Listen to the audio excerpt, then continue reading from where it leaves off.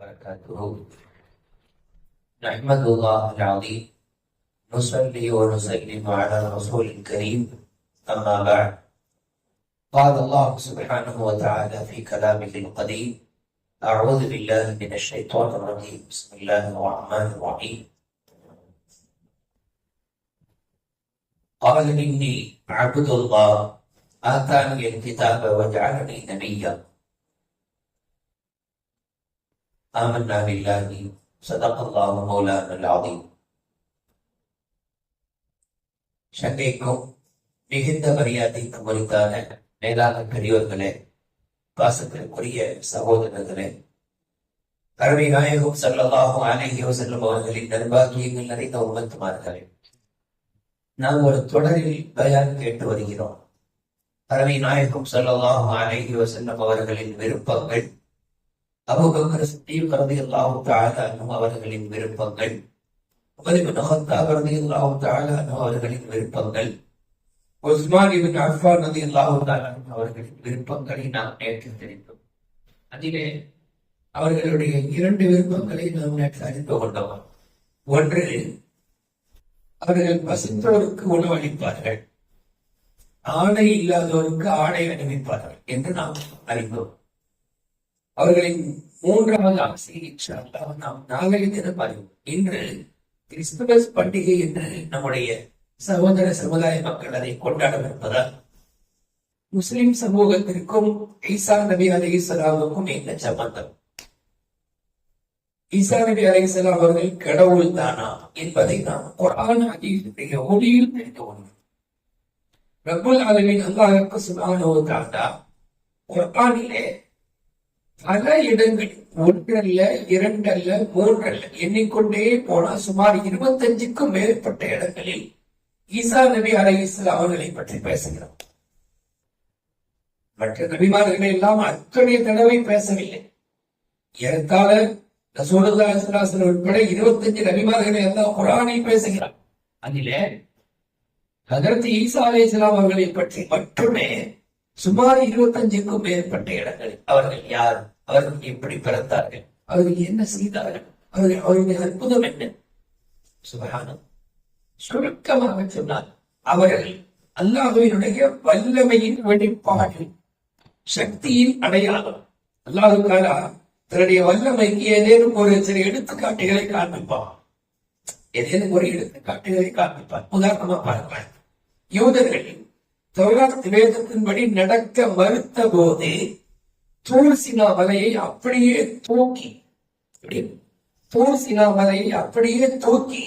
யூதர்களின் தலைக்கு மேலே நிறுத்தி, தௌராத்தை ஏற்றுக்கொள்கிறீர்களா அல்லது இதை அப்படியே தலையில் போடட்டும், இது ஒரு அடையாளம். மலையை தூக்குறதுனால அவருடைய சக்தி உட்பட்டது. அதுபோல பல்வேறு சக்திகளின் வெளிப்பாடாக ஈசா நபி அலைஹிஸ்ஸலாம் அவருடைய பிறப்பை அல்லாஹ் குர்ஆனில் குறிப்பிடுகிறார். அப்ப அவர் பிறந்துள்ளார் என்பது தெளிவாக கடவுளாக இருப்பவர். அவர் யார் மூலமாகவும் பிறந்திருக்க மாட்டார், யாரையும் பெற்றெடுத்திருக்க மாட்டார். லம் எலிது வலம் யூலத், அவர் யாரையும் பெற்றெடுக்கவில்லை, யாராலும் பெற்றெடுக்கப்படவும் இல்லை. அது இங்கே ஈசா நபி அலைஹிஸ்ஸலாம் அவர்கள் மரியம் அம்மாவுடைய வயிற்றிலிருந்து பிறந்ததாக சூரத்து மரியம் என்கிற சூழல் பேசுகிறார். அப்படியானால் முதல் கட்டமாக பெற்றெடுக்கப்பட்டவர். தந்தை இல்லாமல் அல்லாஹ் தஆலா துன்யாவிலே கொண்டு வந்தான். அல்லாஹ் மனித பிறப்பிற்கு 4 படித்தரங்கள் வைத்திருக்கிறார். ஒன்று, தாயும் தந்தையும் இல்லாமல் படைப்பது. ஆதம் அலைஹிஸ்ஸலாம படைச்சார். இப்போ இந்த இடத்துல ஒரு சின்ன விஷயம், அதாவது தந்தையின்றி துன்யாவில் ஈசா அலைஹிஸ்ஸலாம் அவர்கள் பிறந்தது மிகப்பெரிய அதிசயம். எனவே அவர் ஒரு கடவுள் என்று நாம் சொல்வதை ஒரு வாதத்திற்கு எடுத்துக்கொண்டார். தந்தையும் இல்லாமல் தாயும் இல்லாமல் படைக்கப்பட்ட ஆதமை அல்லவா நீங்கள் இறைவன் என்று சொல்ல வேண்டும். ஆதமை மட்டும் மனித குலத்தின் தந்தை என்று சொல்லிவிட்டு ஈசா நபியை இறைவன் என்று சொன்னால் எப்படி? அப்போ அல்லாஹ் தஆலா தந்தையும் இன்றி தாயும் இன்றி ஆதம் அலைஹிஸ்ஸலாமை படைத்தான், தாயின்றி ஹவ்வா அம்மாவை படைத்தான், தந்தையின்றி ஈசா நபியை படைத்தான், நம் எல்லோரையும் தாய் தந்தையை கொண்டு படைத்தான். இதுதான் 4 படித்தரங்கள் அல்லாஹ் உலகத்திலே மனிதரை உண்டாக்குவதற்கு. அப்படியானால் ஈசா அலைஹிஸ்ஸலாம் அவர்கள் அல்லாஹ்வால் இந்த துன்யாவிலே பிறந்தவர்கள். அல்லாஹ் தஆலாவுடைய உத்தரவை கொண்டு மரியம் அம்மா அவர்கள் தன்னுடைய ஊரிலே ஒரு கிழக்கு பகுதியில் அவர்கள் தனக்கான சுய தேவையை நிறைவேற்றிவிட்டு அவர்கள் வந்தபோது இவர்கள் எதிரிலே தோன்றினார்கள் மனித உருவத்திலே. அந்த அம்மா உடனே ஒரு ஆண்டவனை பார்த்ததும் வெட்கத்தால் அப்படியே பின்னால் போனது. யாரு நீ, இங்கே என் முன்னால் ஏன் நிற்கிறார் அப்படின்னு சொல்லி சத்தம் போட்டு பெரியம்மா சொல்றாரு, நான் மனிதர் அல்ல, அல்லாஹ்வுடைய மலக்கு, அல்லாஹ்வுடைய தூதனாக நான் வந்திருக்கிறேன். அல்லாஹ் உங்களுக்கு ஒரு ஆண் குழந்தையை கொடுக்கும்படியே இருக்கிறார். அதற்கு பின்பு அதற்கு ஜிப்ரீல் அலைஹிஸ்ஸலாத்து வஸலாம் அவர்கள் மரியம் அம்மாவுடைய விழா எலும்பினுடைய அந்த சட்டைக்கு மேலே அவர்கள் ஊதினார்கள். உள்ளே கருவாக உருவாக்கி பிறந்தார்கள் ஈசா அலைஹிஸ்ஸலாம் அவர்கள். போலதான், வேற ஒன்று அது இல்லை. குர்ஆன் ஷரீஃப்ல ஈசா நபியை பற்றி அல்லாஹ் சொல்லும் போது கலிமத்துஹு வ ரூஹும் மின்ஹு சொன்னாங்க. இவ்வளவு இந்த ஒரு வார்த்தை சில பேருக்கு ஆதாரமா பாருங்க. அல்லாஹ் சொல்றான், ஈசா நபியை தன்னுடைய ஆத்மா என்கிறான். அப்படியானால் அவர் இறைவன் தானே, அல்லாஹ்வுடைய ஆத்மான அவர் இறைவன் தானே. ரூஹும் மின்ஹு தன்னுடைய ஆத்மா, கலிமத்துஹு அவருடைய வார்த்தை, அல்லாஹ்வுடைய வார்த்தை. அல்லாஹ் தஆலா குன் என்றார், ஃபயகூன் உலகத்திலே உருவானார்கள். எனவே அல்லாஹ்வுடைய அந்த குன் ஃபயகூன் என்கிற வார்த்தையின் வெளிப்பாடு அல்லாஹ்வுடைய ரூஹுல் ஆத்மா. ரூஹும் இன்னொருக்கு என்ன வழக்கம், நம்மளை விட பெரிய லகடுகள் யாருன்னா அந்த பொற்காலத்தில் வாழ்ந்த முஃபஸ்ஸிர்கள், நாயகம் ஸல்லல்லாஹு அலைஹி காலத்தில் வாழ்ந்த முஃபஸ்ஸிர்கள், அதற்கு பின்னால் வாழ்ந்தது. அவர்கள் சொல்லுகிறார்கள், ரூஹும் மின்ஹும் சொன்னார், அல்லாஹ்வால் ஊதப்பட்ட ரூஹ் என்ற பொருளை தவிர அல்லாஹ்வின் ரூஹ் என்று பொருள் அல்ல. நல்ல கவனிக்க வருகிறது. ஒரு ரூபம் மின்ஹுனா அல்லாஹ்வால் ஊதப்பட்ட ரூஹ் என்று பொருளை தவிர அல்லாஹ்வினுடைய ரூஹ் அல்ல. அப்படி நீங்க ஒரு ரூபம் மின்ஹு என்பதற்கு அல்லாஹ்வுடைய ஆத்மா என்று பொருள் வைத்தால் பாருங்கள், குர்ஆன் ஷரீஃபிலே வேறொரு வசனத்தில் அல்லாஹ் இதுபோல ஒரு வார்த்தையை சொல்கிறான். ஹாரூன் ரஷீத் பாதுஷா மிகப்பெரிய அரசன், ஹாரூன் ரஷீத் பாதுஷா மிகப்பெரிய அரசன். அவருடைய சபையில இது போல ஒரு கிறிஸ்தவன் ஒரு இஸ்லாமிய சகோதரிடத்திலே வாதித்தான். அவர் பேர் என்ன அப்படின்னா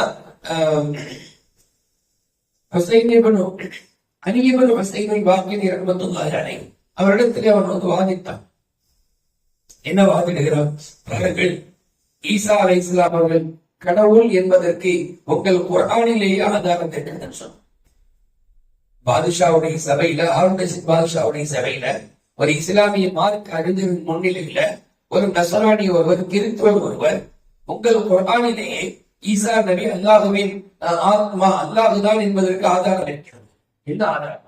அல்லாஹ் சொல்கிறான், இன்னும் அந்த ஈசா அல்லாஹ்விடத்திலிருந்து உண்டான ரூஹாக இருக்கும், அல்லாஹ்வின் ஆத்மாவாக இருக்கும் அப்படின்னு அல்லாஹ் சொல்றான்.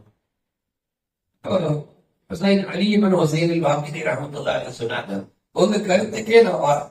மின்ஹு என்பது அதற்குள்ள அர்த்தம் அல்லாஹ்வினுடைய ஜுஸு, அல்லாஹ்வினுடைய ஒரு அங்கம் என்று கருத்து வச்சுட்டார். குர்ஆனில் இன்னொரு இடத்துல அல்லாஹ் சொல்கிறான், வஸக்கர லக்கும் மா ஃபிஸ் ஸமாவாத்தி வ மா ஃபில் அர்தி ஜமீஅன் மின்ஹு. உங்களுக்காக வானங்கள், பூமி இவைகளில் உள்ள அத்தனையும் அல்லாஹ் உங்களுக்கு வசப்படுத்தி கொடுத்தார். இவைகள் யாரும் அல்லாஹ்வில் இருந்து இருக்கும் நிலையில். அப்ப உலகம், பூமி எல்லாமே இறைவனா. அங்க கூடதான் மின் வருது. அல்லாஹ்வுடைய ஜுஸுவாக நடத்த வைக்க முடியுமா? அந்த இடத்துல மின்னுக்கு அங்கம், ஒரு பகுதி என்று பொருள் வைக்க முடியுமா? முடியாது. அப்படி பொருள் வைத்தால் என்ன ஆகும்? உலகமே அல்லாஹ் என்று சொல்றவானா. அதோடு அந்த கிறிஸ்தவன் வாயடைத்து போனான் என்று கிதாபுகளிலே மஆரிஃபுல் குர்ஆன் என்கிற அந்த தஃப்ஸீர் கிதாபிலே எழுதி தருகிறார். மேலான பெரியவர்களே, அப்படியானால் ஈசா அலைஹிஸ்ஸலாம் அவர்கள் கடவுள் இல்லை, இறைவன் இல்லை. என்ன நடந்துச்சு? அவர்கள் இந்த உலகத்திலே தூதராக அனுப்பப்பட்டார்கள். பல்வேறு அற்புதங்களை கொண்டிருந்தார்கள். பல்வேறு அற்புதங்களை கொண்டிருந்தார்கள். இறந்து போனவரை அயல்தாக்குவார்கள். நபிமார்களுக்கு அல்லாஹ் அற்புதத்தை கொடுத்தவன் எடுக்கவும் செஞ்சு விட்டார். இன்னைக்கு ஈசா நபி வந்தாருன்னா இறந்து போனால அயல்தாக்க முடியாது. வருவார்களா இல்லையா? தியாகத்திற்கு முன்னால் ஈசா நபி அலைஹிஸ்ஸலாம் துன்யாவில் வருவாங்க. அப்ப அவரால் அயல்தாக்க முடியுமான முடியாது. அப்ப அவரால் பிறவி குரலை குணமாக்க முடியுமான முடியாது. தொழுநோயாளிகளை சிபாவாக்க முடியுமான்னு முடியாது. ஏன்? அப்ப அவர் உம்மத்தில் ஒருவராக வருகிறார், நபியாக வரல. அப்ப விளக்குதுங்களா? அவர் நபியாக வந்ததுனால் கொடுக்கப்பட்ட அற்புதம், இறைவனாக இருப்பதனால அல்ல. இறைவன் இல்லை. அந்த ஒரு கருத்தாக சொன்னார். நஜரான் தேசத்திலிருந்து சில கிறிஸ்தவர்கள் வந்து நாயம் ஸல்லல்லாஹு இடத்துல அல்லாஹ்தான் ஈசா தான் அல்லாஹ் என்று சொன்னபோது அதுக்கு ஆதாரமாக எதுதான் சொன்னாங்க. பாத்தீங்கன்னா, அல்லாஹ்வுடைய தன்மைகளாகிய இறந்தவர்களை உயிர்ப்பித்தல், பிறவி குரடரை குணமாக்குதல் போன்ற தன்மைகள் இருக்கிறது. எனவே அவர் இறைவன். அது அவர் டெம்பரவரி. அல்லாஹ் நபியாக இருந்த காலகட்டத்தில் கொடுத்தார். இதை யூதர்களுக்கு பிடிக்கல. இந்த மாதிரி தனித்தன்மையோடு ஈசா நபி அலைஹிஸ்ஸலாம் அவர்கள் வாழ்ந்தது யூதர்களுக்கு பிடிக்கல. கொல்ல திட்டமிட்டார். என்ன செய்து திட்டமிட்டாங்க? அவங்களுக்கு நபிமார்களும் கொள்றதெல்லாம் கொசூலி எறும்ப கொள்ற மாதிரி. கொள்ளையில போவானருக்கு யூதர்களுக்கு நபிமார்களை கொள்வது சாதாரண விஷயம். முத்துலவுடன் நபிக்கீர விலையை காட்டி ஏராளமான நபிமார்களை அநியாயமாக கொன்று குவித்திருக்கிறார். ஒரு நபி யதார்த்தமா யூதர்கள் துரத்தி வந்த போது மரத்திலே உதவி கேட்டு மரத்திற்குள் புகுந்து விடுகிறார். பெரிய ரம்பத்தை கொண்டு மரத்தை இரண்டாக அறுத்தார்கள். அவர் உடலும் சேர்ந்து இரண்டாக போனது. அப்படிப்பட்ட கொடூர குணம் படைத்தவர்கள் அந்த யூதர்கள் ஈசா நபி அலைஹிஸ்ஸலாம் அவர்களையும் கொல்வதற்கு துணிந்த போது ஈசா அலைஹிஸ்ஸலாம் தன் சகாக்களிலே சிலரை முன்னால் அமர வைத்து சொன்னார்கள், உங்களில் ஒருவருக்கு என் போன்ற தோற்றம் வழங்கப்படும், அவருக்கு துன்பம் வரும். உங்களில் ஒருவருக்கு என் போன்ற முக பாவனை வழங்கப்படும், அவருக்கு முசீபத் வரும், அவர் பொறுத்து கொண்டால் என்னோட சொர்க்கத்தில் இருப்பார் அப்படின்னு சொன்னாங்க. அங்க இருந்த ஒரு இளைஞர் அவரை எழுந்து நின்று, நான் உங்களுக்காக பொறுப்பெடுக்கிறேன் என்று சொன்னார். ஈசா அலைஹிஸ்ஸலாம் அவங்க சின்ன பையனா இருக்கிறாரு, பொறுத்துக் கொள்வார்கள். திரும்பி எடுத்துக்கூடாது, பொறுத்துக் கொள்வார்கள் தெரியும். இன்னும் யோசிச்சு பார்த்தாங்க. வேற யாரும் எந்திரிக்கல, அவர்தான் திரும்ப திரும்ப எந்திரிச்சாரு. உடனே அல்லாஹ் என்ன செஞ்சான்?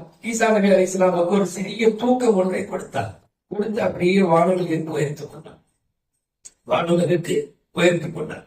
யூதர்கள் துரத்தி வந்தவர்கள் உள்ளே வந்தார்கள். அந்த இளைஞருடைய முகம் அப்படியே ஈசா அலைஹிஸ்ஸலாமுடைய முகமாக இருந்தது. அவரை கொன்று சிலுவைக்கு அரைத்து வந்தார்.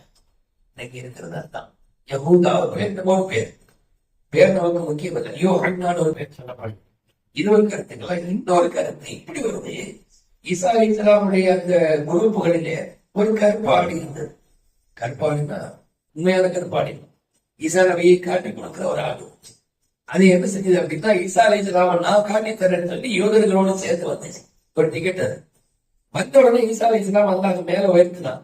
இவர் உள்ள வந்து என்ன காணவே திரும்புறாரு. இவரு முடிஞ்ச அப்படி ஆயிடுச்சு. இது எல்லாமே தப்சீல்ல இருக்கு. நான் ஒண்ணு தூக்கத்துல ஏற்றி உணரல, தப்சீல்ல தெளிவா இருக்கு. உள்ள வந்தவரு இந்த ஈசா நபியை காண வேண்டும் அப்படி திரும்புகிறார். அல்லாஹ் ரப்பல் ஆலமீன் குர்ஆன் சொல்லுது, வலாக்கின் ஷுப்பிஹ லஹும், அவர்களுக்கு ஈசா அலைஹிஸ்ஸலாமுடைய முகத்தை கொடுக்கப்பட்டது. வமா கத்தலூஹு வமா ஸலபூஹு, ஈசா நபியை யூதர்கள் கொல்லவும் இல்லை, சிலுவையில் அறையவும் இல்லை. வலாக்கின் ஷுப்பிஹ லஹும். அப்படி என்னாச்சு? உள்ள வந்தவங்க ஒரு வேகத்தில் இவரை கொண்டுட்டாங்க. கொண்டுட்டு அதுக்கப்புறம் நம்ம அனுப்புறாங்க காட்டி கொடுக்க வந்த ஆளுக்கானே. இவர் தான் காட்டி கொடுக்க வந்தாலும் அது ஈசாவை இருக்காது. இவர் தான் ஈசா காட்டி கொடுக்க வந்த ஆளுங்க. குர்ஆன் அதையும் சொல்லுது,